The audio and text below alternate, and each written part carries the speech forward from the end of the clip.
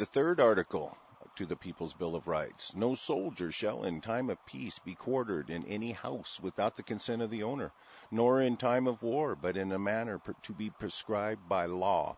And that would be a part of a declaration, I suppose, from Congress with war. This always seems to be the oddball in our Bill of Rights, because it does talk about, kind of a joinder where the government's, a soldier. But who would the soldiers really be?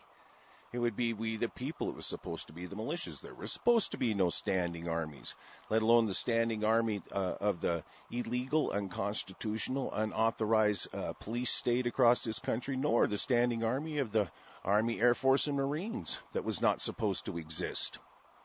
But, we look for a violation of this or an infringement upon this right, and of course we can find one just within the last year. Where 5,000 police officers, where 5,000 police officers stayed in Cleveland during the Republican National Convention last summer. This is from June 2016. More than 5,000 police officers are working in Cleveland this week, a figure that is more than 4 times the number of officers in the Cleveland Police Department.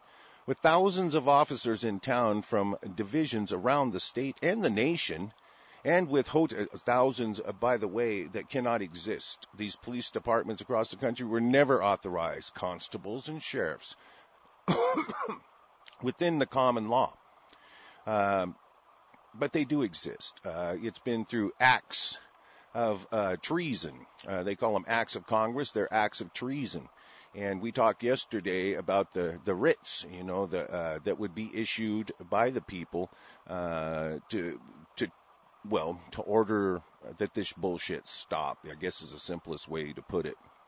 When the first infringement occurred, when Congress first declared a power that was unconstitutional or a violation of the People's Bill of Rights, that writ should have been issued, and the people should have took it to the wall.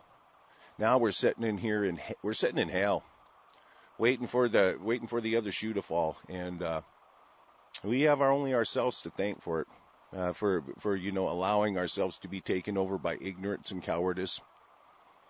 Anyway, we got all these officers in Cleveland Police Department, Cleveland, with thousands of officers in town from divisions around the state and the nation, crossing. No jurisdictional lines exist anymore.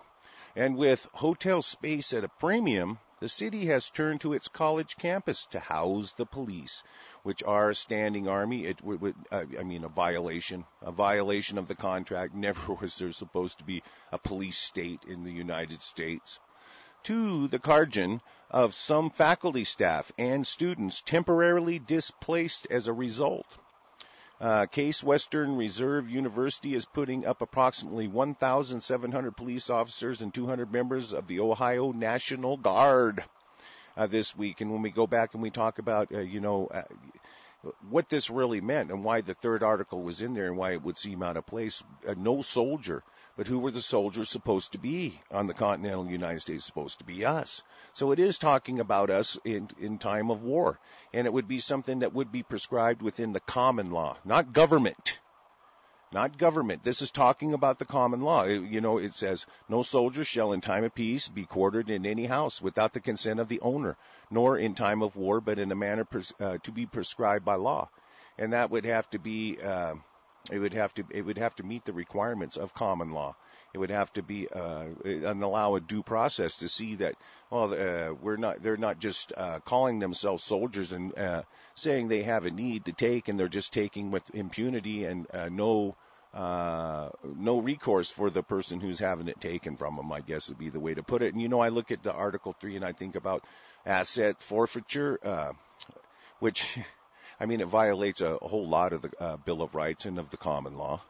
But what you're talking about is, you're supposed to be secure in your person, and they're talking about quartering in your house. But hell, what's the difference if they come to your house and there's no drug charge? There's never was a charge. Maybe they come and take your car and they, take everything in your house, all your property. And then, nothing's ever, no charge has ever been taken. So it's being taken directly for their use, and they'll tell you it's part of our budget now. We have to steal from you to make our budget. That's how much we've stolen already. I mean, my God, people, you think of we've talked about it, like the roads should be paved with silver, as much money as they take to supposedly take care of our roads.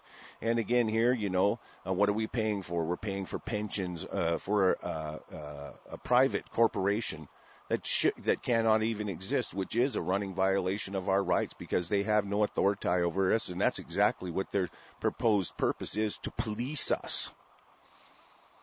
Cleveland State University is hosting about 500 police officers this week, along with about 100 other personnel, including GOP delegates and interns.